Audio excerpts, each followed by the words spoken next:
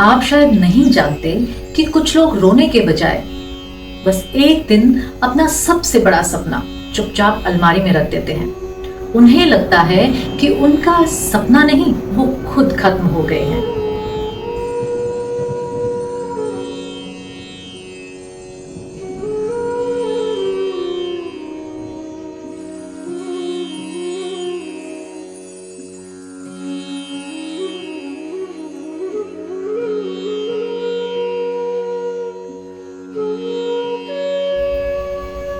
रात के लगभग 10:30 बजे थे। पूरा घर शांत था। सिर्फ रसोई से बर्तनों की हल्की आवाज आ रही थी। अन्वी पानी पीने उठी और पानी पीकर वापस अपने कमरे की ओर जा रही थी। तभी उसने देखा आरव के कमरे की लाइट अभी तक चल रही थी। वो दरवाजा खटखटाने ही वाली थी कि अंदर से गिटार के केस की जिप बंद होने की आवाज आई। अन्वी रुक गई। उसने धीरे से दरवाजा थोड़ा सा खोला और उसने देखा आरव दीवार से अपना गिटार उतार रहा था, बहुत संभाल कर, जैसे कोई किसी अपने को आखिरी बार छूता है। उसने गिटार को उसके पुराने कवर में रखा, जिप बंद की और अलमारी में सबसे ऊपर वाले खाने में रख दिया। फिर कुर्सी पर बैठ गया। कमरे में बिल्कुल सन्नाटा था। वो रोया नहीं, उसने किसी को बुलाया नहीं, बस अलमारी को देखता रहा। अन्वी अंदर आई। सोए नहीं अभी तक? आरव ने बिना उसकी तरफ देखे कहा, नींद नहीं आ रही। अन्वी ने मुस्कुराकर पूछा, या मन नहीं मान रहा? आरव ने कोई जवाब नहीं दिया। कुछ देर बाद बहुत धीमी आवाज में बोला, दीदी, आज मैंने गिटार हमेशा के लिए रख दिया। अन्वी ने तुरंत कोई सवाल नहीं पूछा, कोई समझाने वाली बात भी नहीं कही। वह बस उसके पास जाकर बैठ गई। कमरे में फिर से वही सन्नाटा लौट आया। करीब 1 मिनट तक दोनों में से किसी ने कुछ नहीं कहा। फिर आरव खुद बोल पड़ा, जानती हो, जब मैं छोटा था ना, पापा कहते थे एक दिन तो स्टेज पर हजारों लोगों के सामने बजाएगा। उसके चेहरे पर हल्की सी मुस्कान आई और उसी पल गायब भी हो गई। आज सिर्फ 20 लोग थे और उन 20 लोगों ने भी मुझ पर हंस दिया। आज शहर के सबसे बड़े म्यूजिक इंस्टीट्यूट का ऑडिशन था। सालों की मेहनत, सैकड़ों सुबहें, उंगलियों के छाले, छुट्टियों की कुर्बानी, दोस्तों की पार्टियां छोड़कर की गई प्रैक्टिस, सब आज के लिए।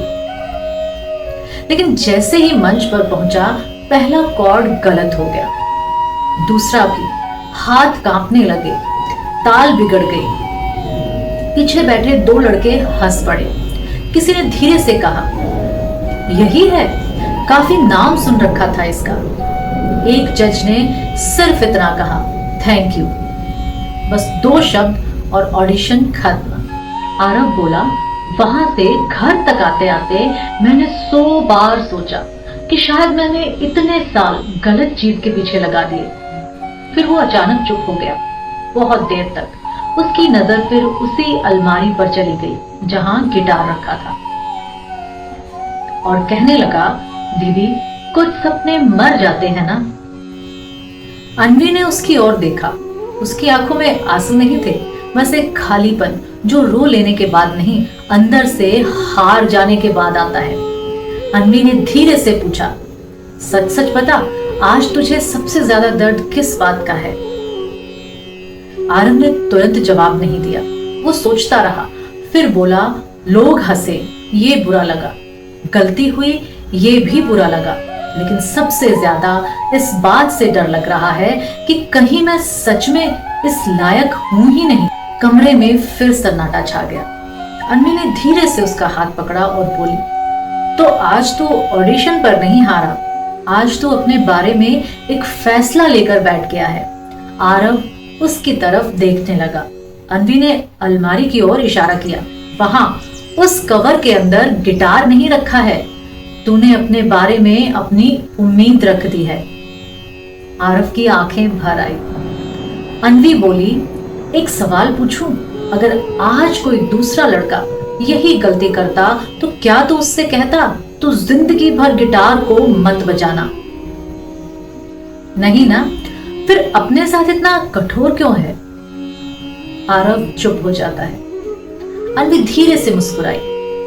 कभी कभी हम किसी घटना पर नहीं रोते, हम उस कहानी पर रोते हैं जो हमारा मन उस घटना के बाद बना देता है। आज तेरे साथ क्या हुआ? एक ऑडिशन खराब हुआ बस, लेकिन तेरे मन ने कहानी क्या बना ली?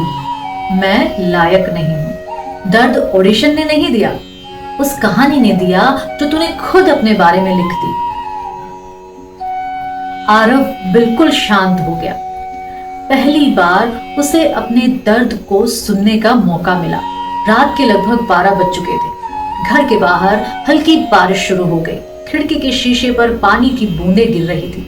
कमरे में सिर्फ घड़ी की टिक टिक सुनाई दे रही थी। अन्वी धीरे से उठी, दरवाजे तक गई, फिर मुड़कर बोली, आरव, आज तो जिस बात के लिए रो रहा है ना, क्या तूने कभी ये सोचा कि शायद वो बात शोक करने लायक ही नहीं? आरव कुछ नहीं बोला, लेकिन ये सवाल उसके भीतर कहीं गहराई तक उतर गया। हजारों साल पहले ठीक ऐसा ही एक प्रश्न एक और व्यक्ति के भीतर उठ रहा था। उसे भी लग रहा था कि जिस बात पर वो रो रहा है वो बिल्कुल सही है, लेकिन भगवान श्री कृष्ण ने उसके दुख को नहीं, उसकी दृष्टि को देखा। और तब उन्होंने कहा, अशोचानवशोचवस्तवं प्रज्ञावादांश्च भाषसे गतासून गतासूंश्च नानुशोचन्ति पंडिता नानुशोचन्ति पंडिता। अर्थात भगवान श्री कृष्ण बोले, अर्जुन, जिनके लिए शोक करना उचित नहीं है तुम उन्हीं के लिए शोक कर रहे हो, और साथ ही ज्ञानियों जैसी बातें भी कर रहे हो। परंतु जो वास्तव में ज्ञानी होते हैं वे न जीवितों के लिए शोक करते हैं और न ही मृतकों के लिए। क्या आपने ध्यान दिया? श्री कृष्ण ने अर्जुन से ये नहीं कहा रो मत, उन्होंने ये भी नहीं कहा तुम कमजोर हो, उन्होंने उसके आंसू भी नहीं रोके। क्यों? क्योंकि भगवान जानते थे समस्या आंसू नहीं है, समस्या वो कारण है जिसे अर्जुन सच मान बैठा है। जरा अभी अभी की कहानी याद कीजिए। आरव क्यों टूटा था? क्या इसलिए कि एक ऑडिशन खराब हो गया? नहीं, ऑडिशन तो सिर्फ एक घटना थी जिसने उसे तोड़ा। उस घटना के बाद उसके मन ने एक कहानी लिखी, मैं लायक नहीं हूं। और यही अर्जुन भी कर रहा था। अर्जुन कह रहा था, मैं अपने गुरुओं को कैसे मारूं? अपने बंधुओं के बिना राज्य लेकर क्या करूं? ऐसी विजय किस काम की? सुनने में हर बात सही लगती है, यहां तक कि अगर हम भी वहां खड़े होते तो शायद अर्जुन से सहमत हो जाते। लेकिन कृष्ण ने शब्द नहीं चुने, उन्होंने उस सोच को देखा जिसमें वे शब्द निकल रहे थे। यही कारण है कि कृष्ण कहते हैं, प्रज्ञावादांश जो भाष्य से, तुम ज्ञान की बातें तो कर रहे हो लेकिन तुम्हारी दृष्टि अभी ज्ञान से प्रकाशित नहीं हुई है। ये वाक्य सिर्फ अर्जुन के लिए नहीं है, हम सब के लिए है। कितनी बार ऐसा होता है, हम कहते हैं मैं बस अपने परिवार की चिंता कर रहा हूं, मैं तो सिर्फ अपने बच्चों का भला चाहता हूं, मैं अपने रिश्तों को बचाना चाहता हूं, मैं अपने करियर को लेकर गंभीर हूं। सुनने में सब सही लगता है, लेकिन अगर थोड़ा भीतर उतरें तो कई बार वहां चिंता नहीं, डर बैठा होता है। कर्तव्य नहीं, आसक्ति बैठी होती है। प्रेम नहीं, खो देने का भय बैठा होता है। और जब भय प्रेम का मुखौटा पहन ले तो इंसान खुद भी पहचान नहीं पाता कि उसे चला कौन रहा है। यही तो अर्जुन के साथ हुआ था। उसे लग रहा था वो धर्म की बात कर रहा है, लेकिन श्री कृष्ण ने देखा वह धर्म नहीं, मोह की भाषा बोल रहा है। अब जरा अपने जीवन में लौटिए। हो सकता है आप भी कभी किसी परीक्षा में असफल हुए हो, कोई रिश्ता टूट गया हो, कोई व्यापार में घाटा हुआ हो, नौकरी चली गई हो, या किसी ने आपके विश्वास को तोड़ दिया हो। उस दिन दर्द केवल उस घटना से नहीं आया होगा। दर्द तब बढ़ा जब मन ने कहना शुरू किया, अब मेरा क्या होगा? मैं किसी काम का नहीं रहा, मेरी जिंदगी खत्म हो गई। घटना एक थी, लेकिन मन ने उसके चारों ओर सैकड़ों कहानियां बुन दी और हम उन कहानियों पर विश्वास करते चले गए। यही इस श्लोक की पहली सीख है। श्री कृष्ण कहते हैं वो हर विचार जो तुम्हारे मन में उठे वो सत्य नहीं होता। मन बहुत सुंदर कहानियां भी बना सकता है और बहुत भयानक कहानी भी, लेकिन कहानी का सच होना जरूरी नहीं। आरव ने भी यही किया। एक दिन ऑडिशन खराब हुआ। मन ने कहा तू लायक नहीं। अगर उसी दिन उसे सबसे बड़ा पुरस्कार मिल जाता तो यही मन कहता तुझसे बेहतर कोई नहीं। देखिए, दोनों कहानियां एक ही मन बना रहा है, तो फिर सत्य कौन सा है? न पहला न दूसरा। सत्य इन दोनों के बीच कहीं शांत खड़ा है और श्री कृष्ण उसी सत्य की ओर इशारा कर रहे हैं। अब श्री कृष्ण श्लोक के दूसरे भाग में कहते हैं गतासून अगताशूंश्च नानु शोचंती पंडिता। यह सुनते ही बहुत लोग सोचते हैं क्या इसका मतलब यह है कि ज्ञानी कभी रोते नहीं? नहीं, ये श्री कृष्ण का संदेश नहीं है। ज्ञानी भी रोते हैं, उनकी आंखें भी आंसू से भीगती हैं। वे भी प्रेम करते हैं, वे भी किसी के जाने का दर्द महसूस करते हैं, लेकिन एक अंतर होता है। ज्ञानी दर्द को सत्य नहीं बना लेते, वे भावना का सम्मान करते हैं, लेकिन निर्णय सत्य के आधार पर लेते हैं। यही कारण है कि हमने अभी कहा था आरव का रोना गलत नहीं था। गलत ये था कि उसने अपने आंसुओं को अपने अस्तित्व का निर्णय करने दिया। कृष्ण आंसू छीनने नहीं आए, वे आंसुओं के पीछे छिपा भ्रम हटाने आए हैं, क्योंकि जिस दिन भ्रम हट जाता है उसी दिन दर्द का रूप बदलना शुरू हो जाता है। घटना वही रहती है, दुनिया भी वही रहती है, लेकिन उसे देखने वाली आंख बदल जाती है और यहीं से जीवन बदलना शुरू होता है। अर्जुन को युद्ध से पहले शांति नहीं मिली थी, उसे पहले सही दृष्टि मिली, और जब दृष्टि बदल गई तब वही युद्ध उसके जीवन का सबसे बड़ा धर्म बन गया। आइए अब कहानी में आगे चलते हैं। रात के लगभग 1:30 बज चुके हैं। पूरा घर सो चुका था, लेकिन आरव अभी भी जाग रहा था। उसकी नजर अभी भी उसी अलमारी पर थी जहां कुछ देर पहले उसने अपना गिटार रख दिया था। कमरे में बिल्कुल सन्नाटा था। उसके मन में अन्वी का एक ही सवाल बार बार घूम रहा था। जिस बात के लिए तू रो रहा है, क्या वो सच में शोक करने लायक है? पहली बार उसने अपने दर्द से भागने की कोशिश नहीं की। वो उसे देखने लगा जैसे पहली बार कोई अपने ही मन से सवाल पूछ रहा हो। क्या मुझे लोगों की हंसी ने तोड़ा? उसने मन ही मन पूछा। कुछ देर बाद अंदर से उत्तर आया, नहीं। तो क्या एक गलती ने? फिर कुछ देर सन्नाटा, नहीं। फिर मुझे तोड़ा किसने? इस बार कोई उत्तर नहीं आया, सिर्फ खामोशी। और कभी कभी खामोशी सबसे सच्चा उत्तर होती है। आरव धीरे धीरे उठा, अलमारी खोली, गिटार का कवर नीचे उतारा। कुछ पल उसे बस देखता रहा। उसने जिप खोली, गिटार बाहर निकाला, उंगलियां धीरे से तारों पर फिसली।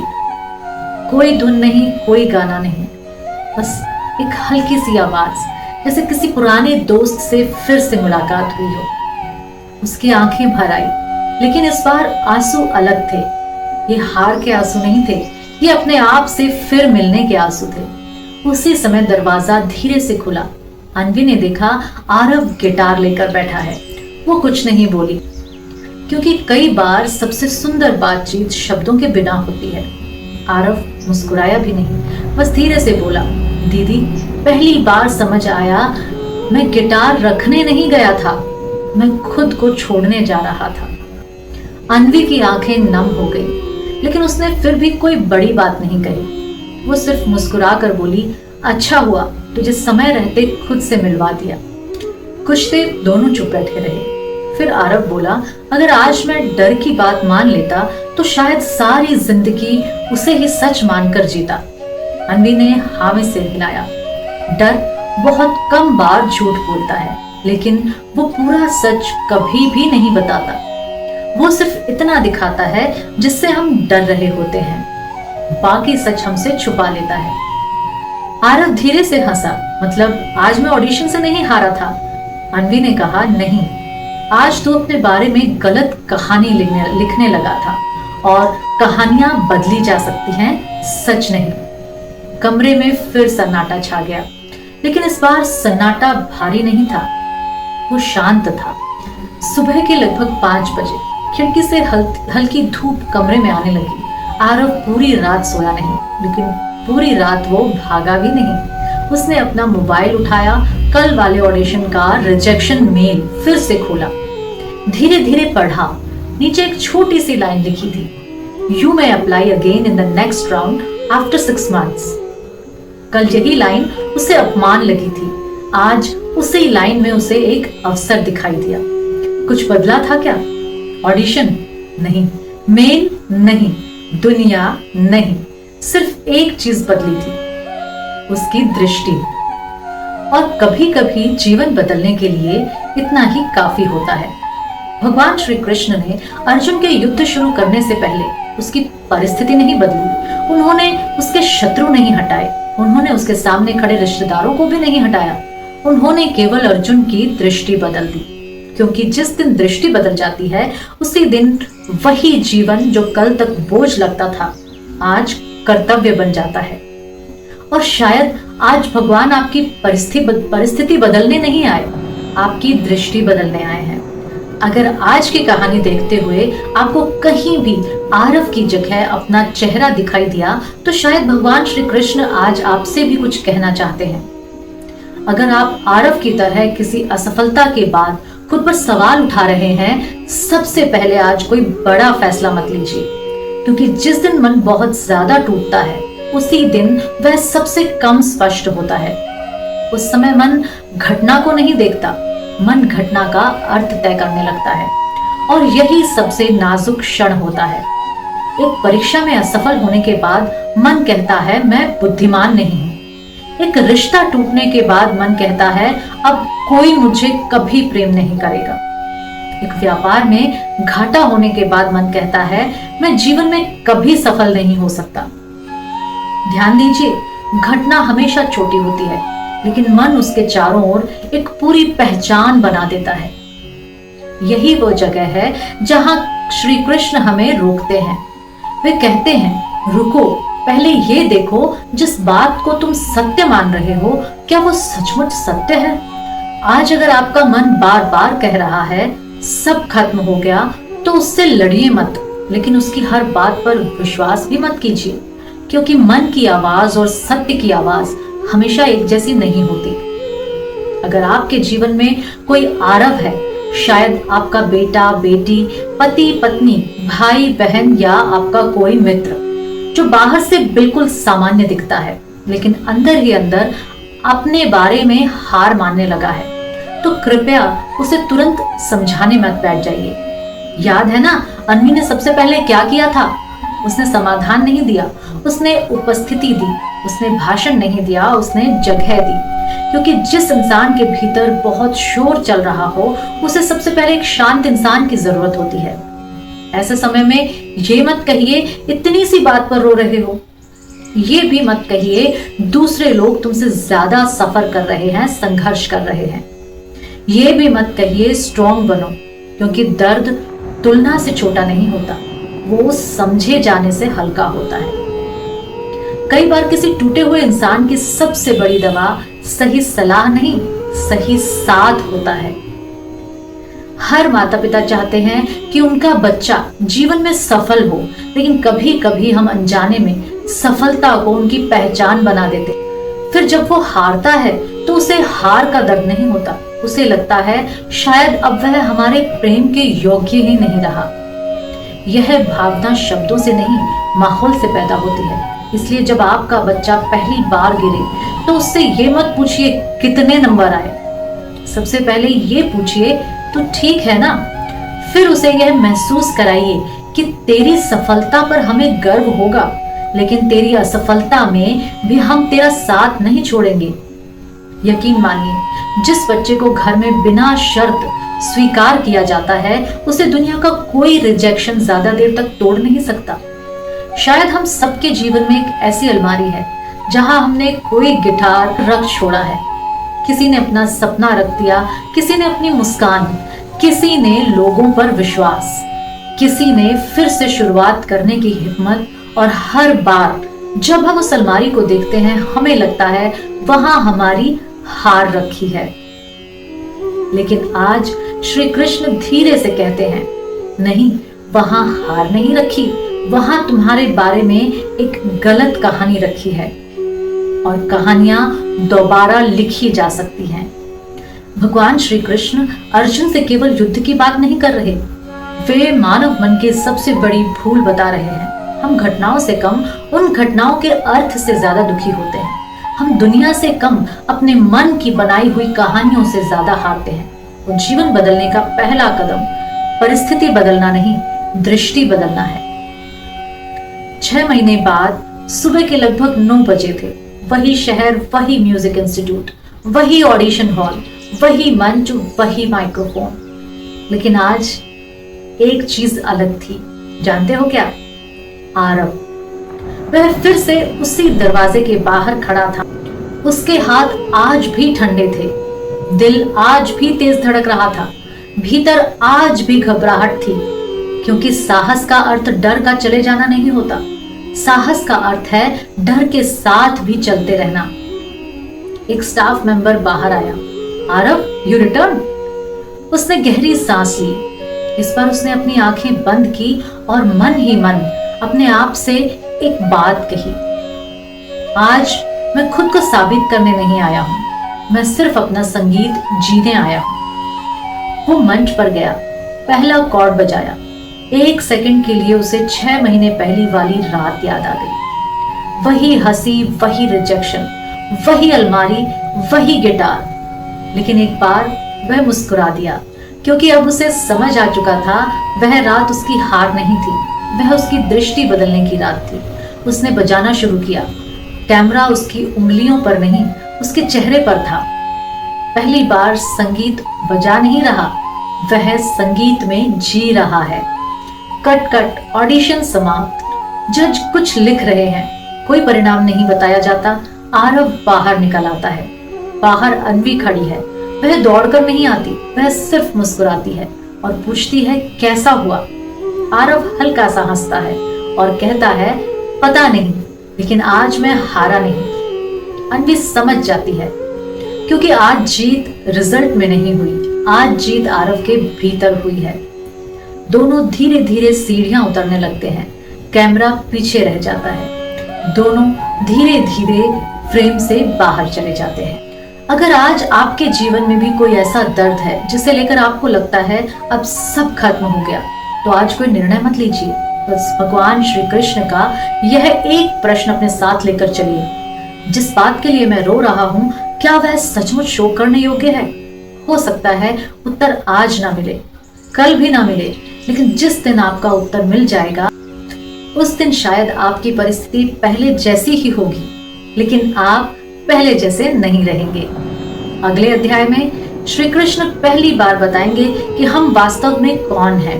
यहीं से गीता का सबसे गहरा रहस्य शुरू होता है। मिलते हैं अगले एपिसोड में। जय श्री कृष्ण।